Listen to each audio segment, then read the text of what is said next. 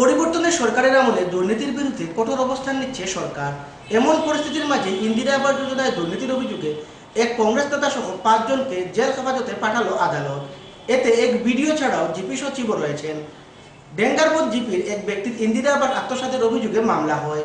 এরই প্রেক্ষিতে করিমগঞ্জ আদালতে ডেঙ্গারবন্দের তৎকালীন জিপি সভাপতি প্রভাত শুক্লবৈদ্য, লোয়ার পিওর বিডিও রসরাজ দাস, জিপি সচিব পিকে চক্রবর্তী সহ বিশ্বজিৎ নাথ চৌধুরী ও সুব্রত চৌধুরীকে 1 আগস্ট পর্যন্ত বিচার বিভাগীয় হেফাজতে রাখার নির্দেশ প্রদান করা হয়।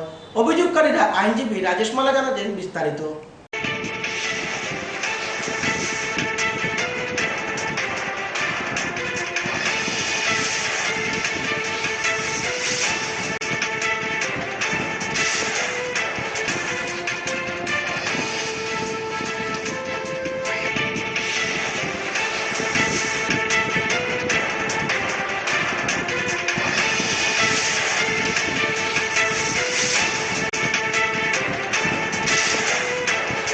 নাম কি আপনার? কবে অ্যাপ্লাই করছিল এটার লেগে? 2000 টাকা যদি 20,000 দেয় তাহলে প্রেসিডেন্ট জিপি সেক্রেটারি 20,000 টাকা দিলে ইনি হলেন রঞ্জিত গোয়ালা, বৈঠাখাল বাগানের ডেঙ্গারবন্দ জিপির লোয়াইপুর ব্লকের আন্ডারে।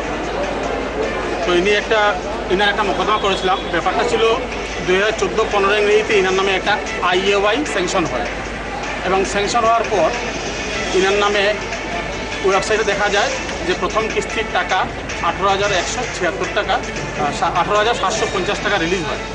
রিলিজ হওয়ার পর উনি অফিসে যোগাযোগ করেন। যোগাযোগ করার পর ওরা জিপি প্রেসিডেন্ট এবং জিপি সেক্রেটারি বলে যে কোনো টাকা আসেনি, আসলে তোমার অ্যাকাউন্টে চলে যাবে। না দিয়ে হঠাৎ একদিন জিপি প্রেসিডেন্ট এবং সেক্রেটারি ইনার কাছে 20,000 টাকা দাবি করেন। বলেন 20,000 টাকা দিলে তোমারটা সব ঠিকঠাক হবে। এই গরিব মানুষ, দেওয়ার কোনো উপায় নাই। পরবর্তী সময় ইনি লোয়াইপুর ব্লকে যোগাযোগ করেন। ব্লক থেকেও একই কথা আসে। In the mid time second installment release হয়ে যায়। সেকেন্ড ইনস্টলমেন্ট যখন রিলিজ হয় 45,176 টাকা, তখন দেখা যায় ওই সেকেন্ড ইনস্টলমেন্টের যে একটা গভর্নমেন্ট ওয়েবসাইটের কাগজ বেনিফিশিয়ারি ডিটেলস, সেই ডিটেলসে এই বেনিফিশিয়ারি ডিটেলস আপনারা দেখতে পাবেন। এবং খুব আশ্চর্যের ব্যাপার, এই বেনিফিশিয়ারি দেখবেন এখানে নাম আছে রঞ্জিত গোয়ালা, এবং বেনিফিশিয়ারির যে ফটো এখানে দেখা গেছে ইনি হলেন বিশ্বজিৎ নাথ চৌধুরী জুনিয়র ইঞ্জিনিয়ার, এবং সঙ্গে একজন মেয়ে লোকের ফটো দিয়ে আপলোড করা হয়েছে।